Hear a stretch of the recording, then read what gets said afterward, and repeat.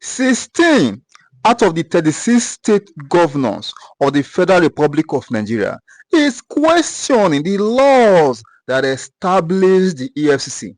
But really, do they have a case? So tonight, let's speak with a lawyer who will be helping us with some legal perspectives to this latest development. As you know, this is not the first time we would be seeing states challenge the powers of the EFCC to investigate their finances. In 2022, Rivers and Oyo states did same. But this time we have about 16 states in total. So first, do these states' governments have a case? Does the EFCC have any constitutional power and control over public and consolidated revenue funds of a state? Or to what extent is it entitled to audit states' accounts or tamper with its bank statements and records? This matter is sub judice, meaning that is before the court. Yes. So what I would do is I would try to show what the laws that are there and what, but not to give any opinion on that. So starting with that, I would say the issue of convention, they are relying on Section 12. I want to dissect what Section 12 is essentially saying of the Constitution. It is referring that whatever is a treaty need to be ratified before it becomes a law in Nigeria. And subsection 2 of that section clearly indicate that such doing, it is where such things that need to be given effect emanating from a treaty that are not included in the exclusive list in the Constitution. Exclusive list refer to the list that the federal government have full powers, the exclusive powers. Only the federal government have power to make laws on such areas. So you see, whatever need ratification has to be something that is not in the exclusive list. So here we need to wait and see whether the the Supreme Court, when it interprets if actions of the functions of EFCC are within the exclusive list or outside the exclusive list. So to me, this issue of this case particularly, if you look at it in the public domain, what really concerns most ordinary Nigerian is what is the motive behind the filing of this case. Because when you look at the war on corruption in Nigeria, you can see that the war on corruption, EFCC is one of the front runners, regardless of the checkered, history or what you will say pertaining to that. It has, if you talk of corruption, the highest profile cases ever convicted in Nigeria emanates from the work of this EFCC. So you can see these states, the population, the populace are looking at what is the motive that now generate to file in this case. And I think no elitist finance will obscure these questions that are being raised everywhere by the ordinary Nigerians, because it has come to many Nigerians that a lot of times we say corruption fight backs. And look at even the chairman of EFCC, when you look at all of them, starting with Nuhu Rubadu, he has an inglorious exit when he left that office. Coming down to the just past chairman, he too, you can see what happened. He was suspended. I think when a checkered history that people, Magu also. So you look at these things and you begin to wonder in the issue. So, Mr. Kaugo, before we dig deeper, help us with some clarification. And for the purpose of clarity, take us back memory lane on how the establishment of the Economic and Financial Crimes Commission came about. What necessitated the need for an anti-graft agency? Yes. the reason why this issue of foreign treaty comes about, I think, is largely due to what is there on the website about the history of EFCC itself, because that's where you find some connection with other intergovernmental issues, because there is a reference in the history of EFCC pertaining to Financial Action Task Force, which is a G7 initiative. When we say G7, I think it's a well-known thing, the great powers, the great economies of the world. So they have an intergovernmental organization, and they initiated fight against money laundering back in 1986 or thereabout. And they realized that they identified some 12 countries that were not very cooperative, and Nigeria is one of them. So they now encourage that in terms of fighting money laundering, governments need to have an intergovernmental interaction to stem out this.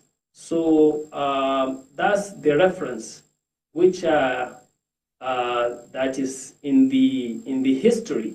But when you take our laws, the Nigerian laws, you will see that the EFCC Act is an act which does not make any connotation, any connection within the law with any treaty. Okay. Let me put it into perspective. You see, we have some laws that emanate from a treaty in Nigeria. Example, the African Charter on Human and People's Rights Ratification Act. There is an act, Ratification Act. This is a treaty that comes to Nigeria as a treaty, and it goes to have the ratification needed at the National Assembly. That's why today when you quote that law, you find it directly. So this law I'm giving is an example of a law that emanates from a treaty, and even when it comes into our law, it is carrying a name, but it is referred to as African Charter on Human and People's Rights Ratification Act. So this is a clarification. Thank you for that, Mr. Kalgo, because it was important for us to go there, because those who have continued to question the power of the EFCC to investigate states' finances have held on to the doctrine of federalism to argue that each tier of government is expected to govern its own affairs by a set of laws made by its legislative arm. But does it also have anything to do with the offense committed? I mean, especially if the offenses are charged under the provisions of the Penal Code, which is a federal legislation. Would you say that the owner of the subject matter of the charges is immaterial? And what is material is that a federal enactment has been violated. Well, let's have a parable. Let's have a parallel example. Okay. Policing. Let's talk of policing. Policing is in the exclusive list, and it is the federal government that have right to make laws against that.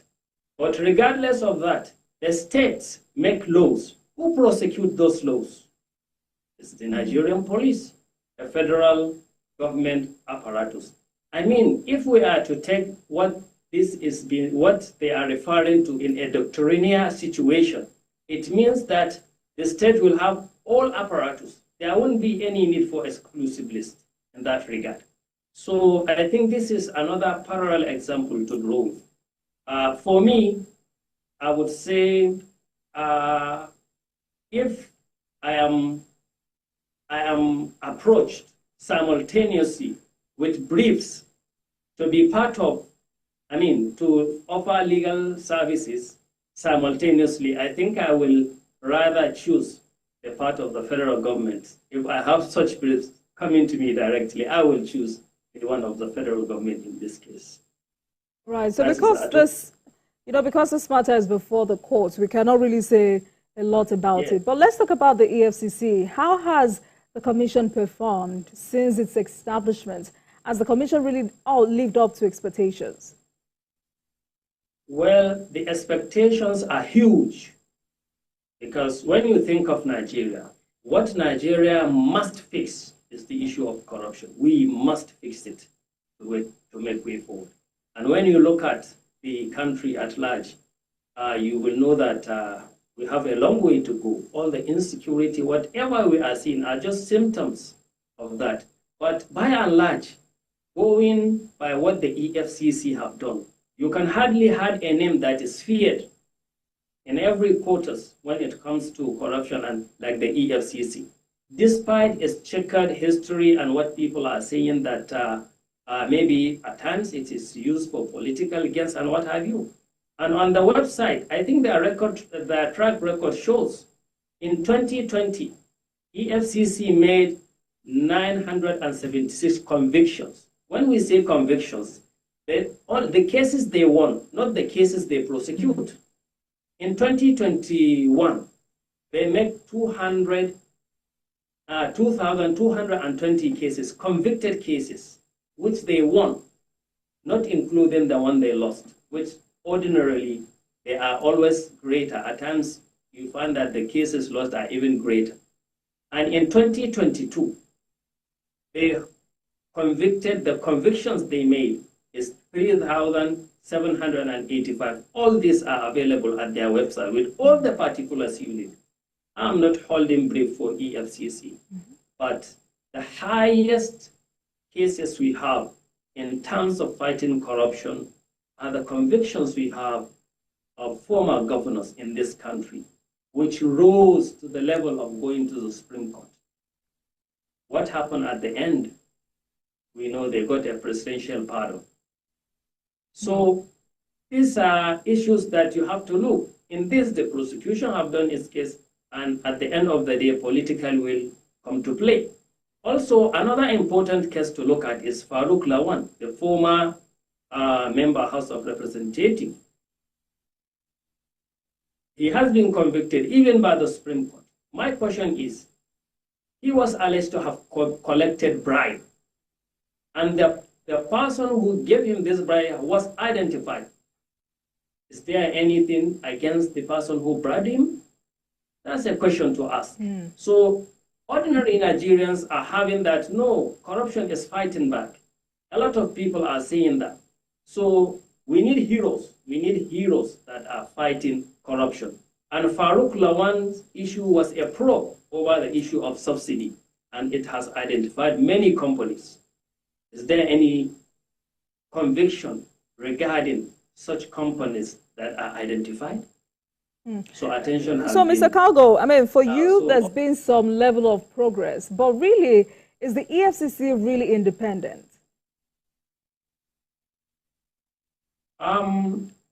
You see, independence in Nigeria, I mean, for everyone to perform his function is what even is tying every apparatus of government from performing fully is this corruption we talk about. Independence is relative. So far as you find people, I mean, corruption coming into place, it will always, I mean, sever the functions of apparatus of government. But I would say, if you ask Nigerians, what is the hero? What hero do we have as an organization? What institution is you can give some credibility in fighting corruption? I think EFCC will come to fore, even though we are not saying that they have performed optimally to our liking, but they are front burner in that regard.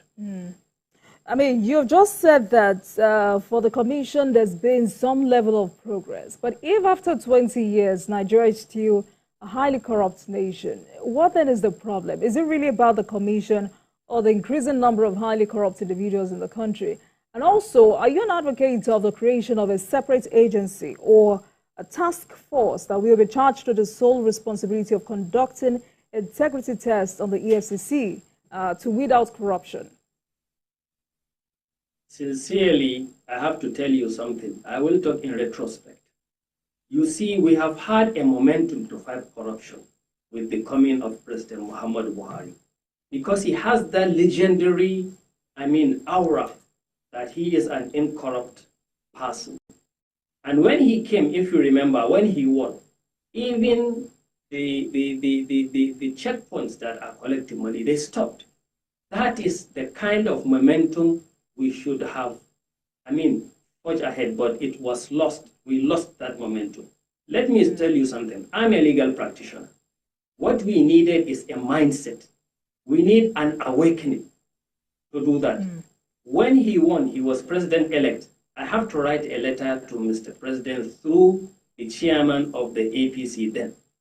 I advocated for something similar to what South Africa has done after apartheid, Truth and Reconciliation Commission. We need to come and talk about corruption because it has become institutionalized. It has become like known, de facto, the way corruption is in Nigeria. So we need to come as a mindset that need to be created and a momentum for us to fight it. Then I didn't believe that our legal system can help us to eradicate it completely. So with this, I am advocating that it should be a popular, enlightenment, so that, look how we have gone. That momentum that we have lost have taken us back. When in 2015 people are vying to vote for President Buhari, they are voting to stem out corruption. But now there is a bit of disappointment, and people are no more looking for, it's not some of the things that they are considering while voting. And that is an unfortunate situation. So I think fighting corruption is coming to terms. All Nigerians have to. It has to be like when we want to remove subsidy. What helps the government in convincing the populace that this subsidy had to be removed? They say that it is a corrupt regime. So you see, that's kind of level of enlightenment we need to have, and we have to come to terms, because corruption has trickled down to even our secondary schools and what have you, if I may say without prejudice, the way our children are writing exam and what have you. So, Mr. Kalgo, how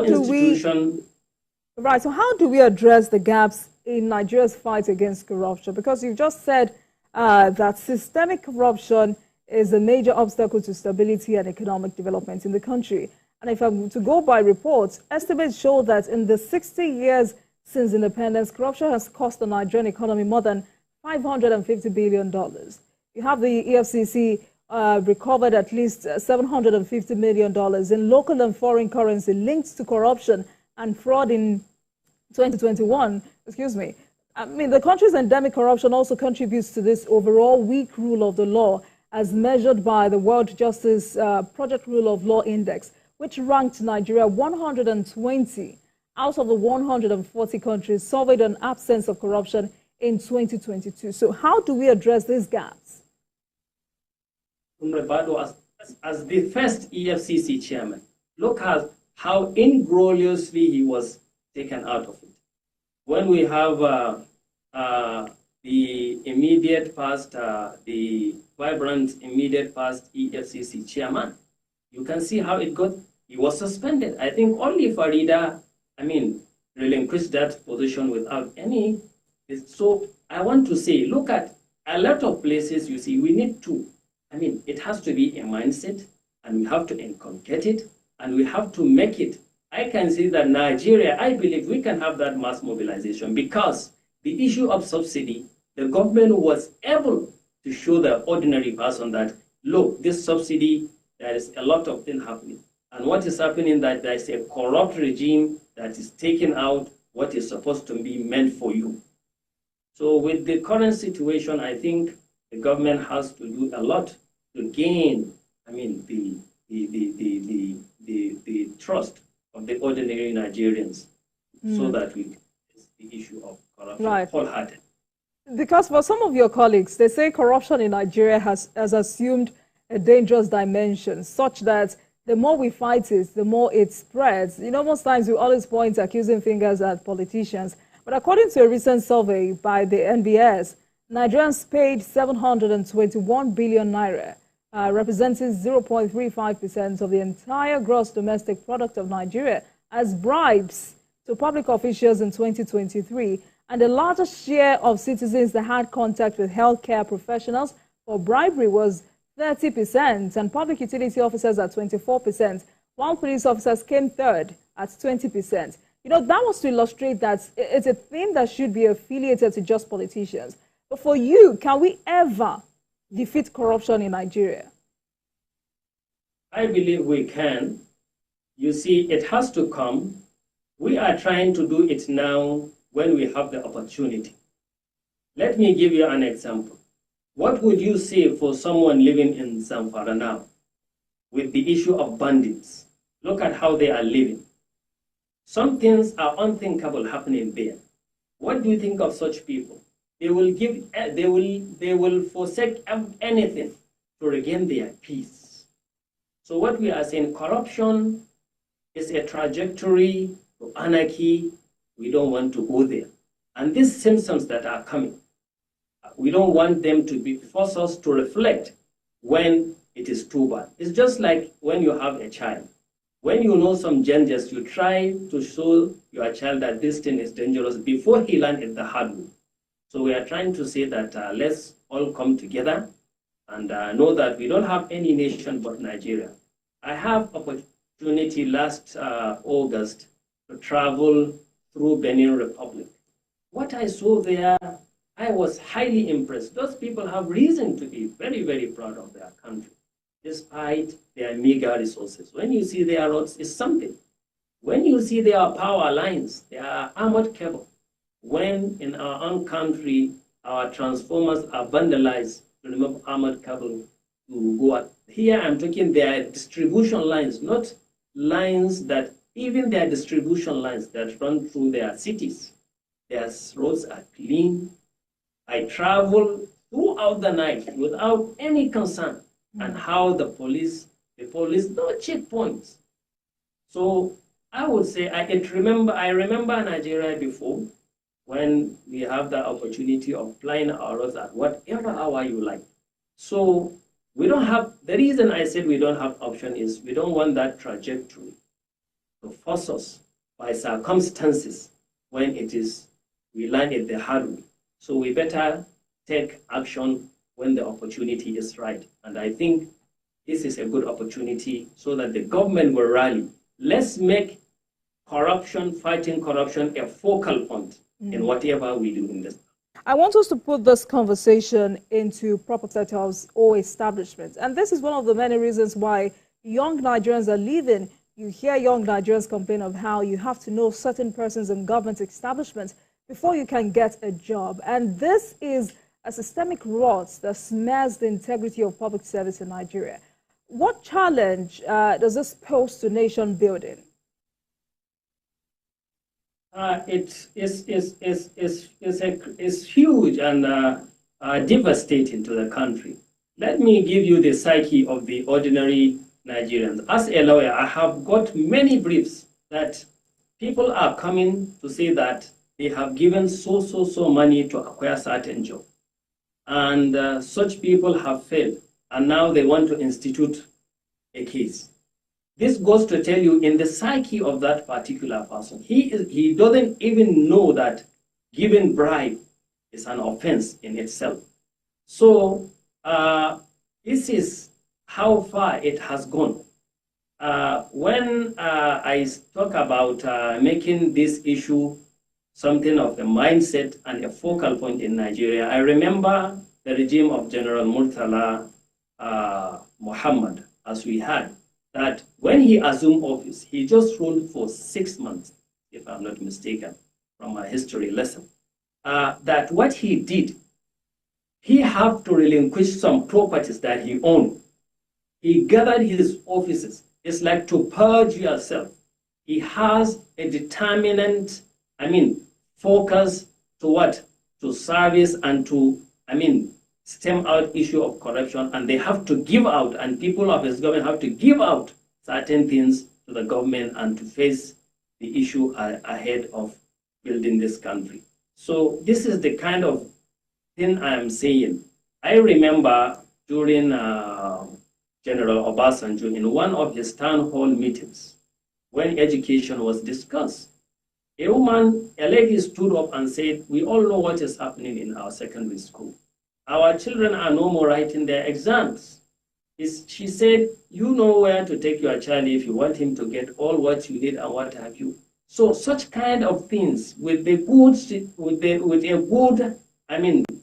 issue, if we make it, we purge ourselves, we have to tell ourselves the truth and now recommit, because those wastages that we are having through corruption, if they are properly challenged, we can have the best of salaries for our workers and have good roads and maintain our healthcare system. Nothing can prevent us. You know, you've talked about mindset, and I want us to stay on that. Mindset, you talked about reawakening our value system. You know, although most Nigerians agree corruption is endemic, in most cases, they also participate in small-scale transactional practices that undermine the country. The country's value system, which celebrates even wealth obtained by questionable means, is greatly flawed. How do we develop a strategic and effective public education to ensure a change of attitude and show people the true and damaging effects of corruption? Yes, yeah, by rewarding people who are doing right. Yes, let me give you another example. I mean, today in Nigeria, who are celebrated? You can see that's what we are talking about, who are glorified. So when you have a reward system that where the country is heading to, what is needed, are being what? Projected. You don't have heroes in fighting corruption. All the ones that we are about to have in one way or the other, what is it the corruption fighting back that damages their reputation or what have you? We end up there. So that's it. I know of a secondary school where they don't allow cheating. And that secondary school, you know what do normally happen in that school? People took their children to that school. But before they could graduate in their final year, they don't have the final year students. But people know that before final year, their children will get good education. So when you have a system that those who are doing wrong are reaping rewards upon rewards, so it is just Nigeria have become, if you can't beat them, join them. So this is the narrative we need to change. And that's what pains me when I see prospective heroes are now ridiculized in our society. Look at when we have ASP Carey becoming a hero in fighting corruption and other things. At the end of the day, he fell into the same ditch. I mean, let's be realistic in getting the proper heroes so that we channel our country to where we are. But when you ask children now, from day one, they are just preparing themselves to get their chunk of this illicit wealth, is what everyone is even coveted, from the smallest child. So I'm not just blaming the politicians, but it's a quagmire that we found ourselves. And the one who are most responsible in getting ours are the politicians, because they have political power with them. Mr. Calgo, but the AGF, Lateef Fagbemi SAN, along with the Independent Corrupt Practices Commission and also the EFCC, have called for the urgent passage of a robust whistleblower protection law in Nigeria. Will this help? Well, it will, because whistleblowing, from what we are having here, a lot of the whistleblower will end up being a victim. It plays out a lot.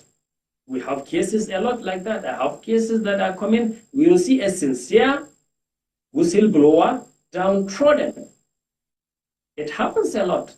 So with a proper, I know during the last administration, they tried to do some, but I think a proper whistleblower regime brought to Nigeria will help us a lot, because the past one does not have we don't have a record of success of the last regime of whistleblower protection that was, and even the reward system that was said, if you point out corrupt monies, you will get this, you will get that. I think it did not work. But proper protection of whistleblowers, I think, is necessary in a situation that we find ourselves. But when you look at the factors hampering asset recovery and faith in government actions in Nigeria, it looks like this is so because there is no publicly available data on the physical and financial assets that have been recovered inside or outside the country. And without those numbers, it's impossible to know who stole what, how much of it has been recovered, or where the recovered assets have been used. So how important is it that Nigeria implements internationally endorsed guidelines for the accountable management of returned stolen assets this time? Well, if anyone would say that the recovery, the accounts, proper accounts of recovered wealth and what have you is not intact, I think it's by will and by determination. Okay. Because there's no way a constituted authority will engage in an official assignment or conduct of its operation and function, and at the same time to claim that there are no these records. I know at times we complain about the proper law. I mean, these laws are to ease, but even administratively, these accounts need to be there. I think it's just part of what we are saying is just playing out of some of the corrupt practices, catching up with maybe such authorities. Because to me, it's sound even naive to mention things like that. Because this is a constituted authority with all apparatus to carry such actions. So I know at times previously we talk of what laws do we have in such return funds. I know plea bargain is one of the things that play out in that, but even plea bargain, when you do it, everything should be on record, definitely. So talking about laws, Mr. Kalgo, how can the existing laws be strengthened as Nigeria steps up its fight against corruption? For instance, the Administration of Criminal Justice Act 2015 limits the use of appeals in criminal trials, increases coordination among justice institutions, and creates new pre-trial management techniques that allow faster commencement of substantive trials. The law was passed because ineffective coordination and weak criminal procedures have enabled lawyers to undermine processes. So how can it be strengthened? Well, it brought a lot of innovations that can ease, the process of criminal administration in Nigeria. I think a lot of the times, how far have we reached in implementing it? That's the question. So at most of the time, it's not just the laws.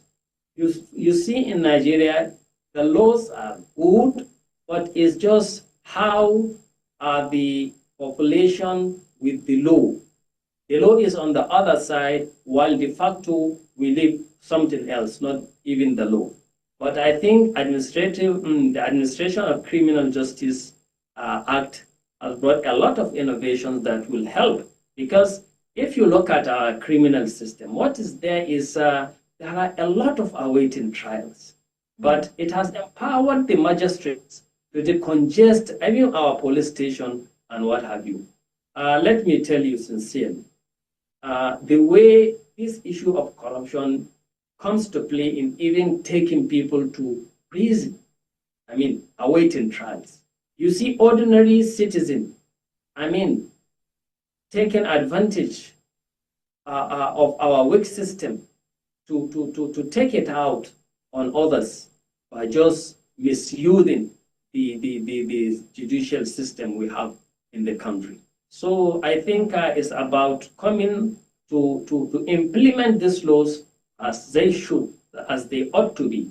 And when we do so, I know it will help and bolster our criminal justice system. There are a lot of things that we have to do, especially with our court system, especially at the apex court, to have decongest our Supreme Court with the avalanche of cases making their way as of course to the Supreme Court is unsustainable. All right. Mr. Kalgo, let's expand this conversation further. I want us to talk about repositioning Nigeria towards sustainable national integration. Because at the moment, our current democratic dispensation is plagued by a rise in several challenges. Talk about ethnic nationalism, agitations here and there, claims of marginalization, ethnic, regional, and religious tension. And so successive governments have attempted with varying degrees of success to address the problem of lack of unity, but these issues continually dominate state politics. Why are we still struggling?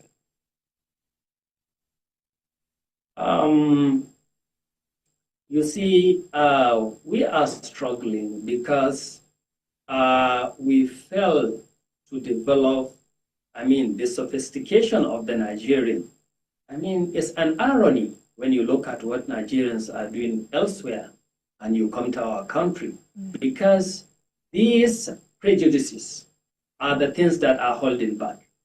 Even all cases of corruption and what have you, you tend to find justification in these calls of marginalization and what have you, because whoever is blowing that trumpet, you will find out it becomes an excuse for someone who he believes is from his own part or what have you. Whatever he does, he kind of justified it. I think Nigerians have to understand we have everything to be proud of as the most populous black nation. I think we need to be projecting these things. All the time, whenever you talk of, Africans, Nigeria comes first because of the human capital we have and the natural resources. So why shouldn't we be proud? Why shouldn't we be proud? And I think a lot of our people in this country, you see, it's a simple logic. It's a simple logic that I think people should not be going back to these tribal and regional things. Because if you continue to do that, we will not integrate. We will never integrate. We will never. Someone who on a platform of saying, so tribe has never been a president, once you do that, you are confining your leadership to that tribe. And how do you get to the others across board? So I think when you look at Nigeria, even politically, the people who are doing well are the ones that assimilate and find it easier to synergize with others. I know a lot of things is said. Let me give you an example. I know we have Afenefere, we have Odua. Is that? We have Ohanesi. Is that? But when you come to the north, what we have is Arewa. And Arewa, it involves a lot of tribes. It involves a lot of religion. Arewa is not Hausa. Arewa is not Wari. It's not. Do you get what I'm trying to say? Absolutely, yes. Yes. So look, but when you pick up something and you just put, I'm saying this so that we develop. You don't. Once you confine yourself to that, you are confining yourself to that where you are saying we should get out of tribalism, and you are using tribalism to justify your reason for ascending. I think that's not the way to go. Bring out your qualities. Bring out your entitlement. What do you have for the nation? That's what we should be, clamoring for. Mr. Kalgo, as a lawyer, speak to us about the role of the judiciary in Nigeria's democratic sustainability. What is the role of the judiciary in nation building? The judiciary is the strongest fulcrum for any nation, whether democratic or not. Because at the end of the day, every other arm of government is you can say is partisan when you talk of all other arms of government, because you have you have the legislature and you have the executive, which are all partisan in politics. So the neutrality is in the judiciary. And apart from the neutrality, it has the sword and it is blind. The wisest men are there. So I think it cannot be overemphasized. And you can see how the Supreme Court has taken lead as a policy court. Look at it, gives intent to what the law is trying to achieve. For example, in the issue of local government, as you see. So when the Supreme Court, the judiciary, play its roles as required, I think it will be the fulcrum in even raising us above and coming out of this. When we talk of fight about corruption and what have you, the judiciary is there to, help us in achieving that. But I want to say, the political will too is something to consider. I know the families of those governors who get presidential pardon are happy. But here I'm talking as a nation. For us to break the back of corruption, we need clear examples of the force of law, where people who are engaged in such things are being sanctioned by the law. And look at what we have. After having the highest profile cases, at the end of the day, the political will come to play. The presidential pardon come to be. So absolutely. I would say we need to look seriously at. In other words, they are trying to unravel the roots, the laws that surround the establishment of EFCC. From what I'm seeing, EFCC seems to be overstepping their boundaries. It also seems that they are acting as an agent of witch hunt by some powerful members of government to witch hunt some set or section of the political establishment. Hence, this new move by the state governors to abolish the EFCC. They should not use any grammar that try to shift the attention of what they are trying to achieve. They are actually trying to move for the abolishment of the EFCC. What do you think about this? Let us know.